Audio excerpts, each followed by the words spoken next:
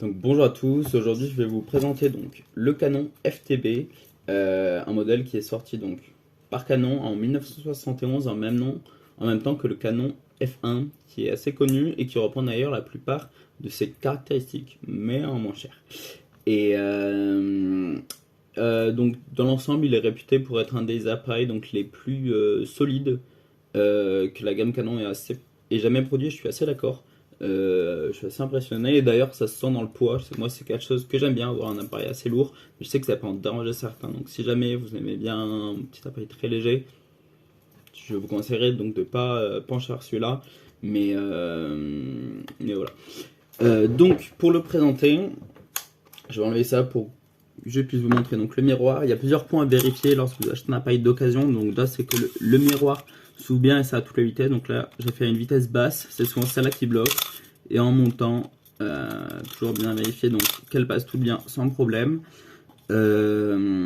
Ensuite un autre point à vérifier, ça va être la pile. Donc cet appareil il a besoin d'une pile, mais seulement pour faire...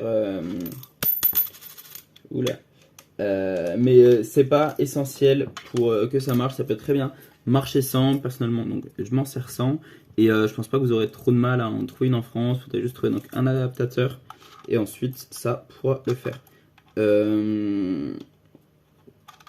Ça sert seulement à faire marcher la cellule, et voilà, qui d'ailleurs marche, entre autres. À chaque fois c'est assez fastidieux de fermer cette pile, car elle n'est jamais dans le bon sens.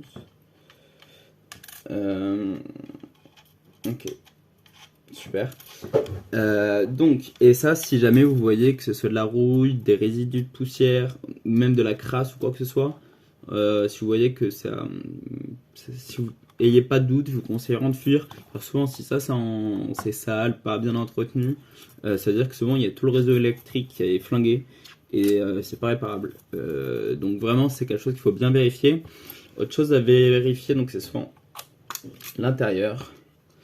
Vérifiez bien que le rideau d'obturation est en bon état. Ça, c'est une des choses le plus important parce que ça coûte une fortune à réparer. Donc là, je pense que c'est un des plus beaux que j'ai vu. On dirait qu'il est neuf. Et c'est super important. Donc, ça coûte cher à réparer. Et s'il est en mauvais état, ça va se ressentir sur la qualité de la photo. Il y aura des petits poussières de lumière, entre guillemets. Donc voilà, et en plus c'est le mode quick load, donc vous avez juste à mettre la pellicule, vous tirez, posez ça là et vous refermez, vous chargez 2 fois et là maintenant la suivante sera bonne pour prendre une photo. Et donc super rapide et souvent ça permet de gagner 2-3 tirages, ce qui est assez pratique souvent à chaque fois. Et donc c'est presque 10% d'économiser sur 30 tirages, je fais souvent la 33. Donc voilà, donc ce sera fourni sans l'objectif, mais vous pouvez l'acheter à côté.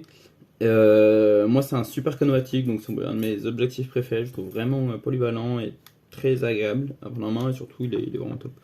Mais voilà, je ferai une autre vidéo que pour lui. Donc tout se déclenche très bien. Il y a différents points à savoir, donc il y a un retardataire. Pour l'activer, vous devez recharger avant. Vous descendez jusqu'en bas et vous activez, donc c'est un retardataire de 10 secondes. Ça c'est aussi quelque chose qui est très rare qui marche encore. Sur peu de mes appareils photo, j'ai un retardataire qui marche aussi bien. Et voilà, il fait un bruit horrible. Si vous voulez voir le mode réel, vous avez seulement à passer en L et à pousser ici. Donc là ça va rester. Et si vous voulez simplement, et vous poussez ici pour réinitialiser. Si vous voulez simplement avoir une idée par exemple du mode réel, juste vous poussez là et ça va ajuster l'obturateur. L'ouverture, pardon. Donc il y a un mode on et off bien sûr. Là il y a un mode pause qui est assez pratique aussi. Et les vitesses d'obturation vont donc de 1 seconde à 1000, ce qui est vraiment pas mal pour l'époque. Vous pouvez également gérer les ISO. Vous avez donc juste à lever et vous tournez là, ce qui est pratique aussi. Et si vous avez un compteur de prise, est-ce que j'ai quoi que ce soit d'autre à dire? Je pense que j'ai fait le tour de cet appareil photo. Et donc sinon, moi c'est vraiment un modèle que j'aime beaucoup, il est en parfaite condition, c'est assez rare, c'est un modèle qui est assez rare en France, j'ai remarqué. Et voilà, donc je vais le vendre aux alentours de 50 euros. Si vous avez la moindre question, un peu plus que 50 euros je pense, n'hésitez pas donc à me contacter, que ce soit par mail, que ce soit par le site du Bon Coin ou même en commentaire YouTube. Je ferai mon possible pour y répondre. Et après, le but, c'est pas de faire une vidéo précise sur l'appareil photo, c'est un petit peu sur toute ma chaîne, mais c'est vraiment de le présenter, de vous montrer donc qu'il fonctionne, qu'il est en bon état. Et voilà, qu'il y a des vidéos de présentation des appareils photo qui sont bien plus qualitatives que les miennes. Si vous voulez, je pourrais les mettre en description. Mais voilà, donc je pense pas que